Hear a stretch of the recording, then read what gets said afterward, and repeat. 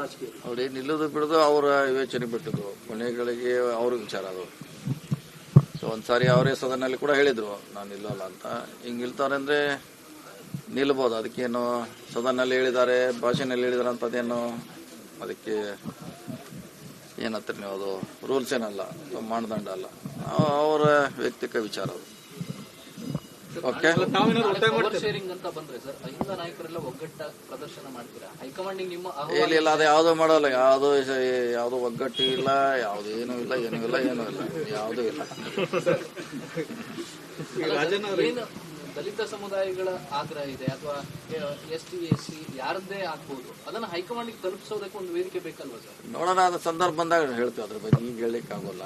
ಅದು ಸನ್ನಿವೇಶ ಸಂದರ್ಭ ಕೂಡಿ ಬರಬೇಕಲ್ಲ, ಸನ್ನಿವೇಶ ಸಂದರ್ಭ ಬಂದರೆ ಅಂಥದ್ದು ಚರ್ಚೆ ಮಾಡ್ತೀವಿ. ಸೊ ಹೇಳುವಂಥ ಪ್ರಯತ್ನ ಮಾಡ್ತೀವಿ, ಬರಬೇಕಾ ಸಂದರ್ಭ ಬರಬೇಕಷ್ಟೇ. ಸಮಾವೇಶ ನಡೆಸೋದು ಅಂತಿಮ ರೂಪುರೇಷೆ ಸಿದ್ಧವಾಗಿದೆಯಾ? ಇಲ್ಲ, ಇನ್ನೂ ಚರ್ಚೆ ಮಾಡ್ತಾ ಇದ್ವಿ ಅಷ್ಟೇ, ಏನು ಹೆಂಗೆ ಮಾಡಬೇಕಂತ ಇನ್ನೂ ಫೈನಲ್ ಆಗಿಲ್ಲ. ಸೊ ಡಾಕ್ಟರ್ ಜೊತೆ ಚರ್ಚೆ ಮಾಡಿ ಅಂತಿಮ ಮಾಡ್ತೀವಿ. ಹೈಕಮಾಂಡ್ ಒಪ್ಪಿಗೆ ಪಡೆದೇ ಆಗುತ್ತಾ ಸರ್? ನೋಡೋಣ, ಅದೇನು ಹಂಗೆ ಬಂದರೆ ಹೇಳುವಂಥ ಅವಶ್ಯಕತೆ ಹೇಳ್ತೀವಿ. ಇಲ್ಲ, ಅದು ಸಮುದಾಯ ಸಂಬಂಧಪಟ್ಟ ಸಮುದಾಯದವ್ರು ಮಾಡ್ತಾರೆ, ಯಾರು ಬೇರೆ ಅವರು ಮೈಸೂರಲ್ಲಿ ಮಾಡಿದ್ರು ಸಮುದಾಯದ ಪರವಾಗಿ, ನಾವು ಹೋಗಿದ್ವಿ ಅಷ್ಟೇ. ಆ ರೀತಿನೇ ಇರ್ಬೋದು, ಅಥವಾ ಪಕ್ಷಕ್ಕೆ ಸಂಬಂಧಪಟ್ಟರೆ ಪಕ್ಷದ ಅನುಮತಿ ಪಡೆದು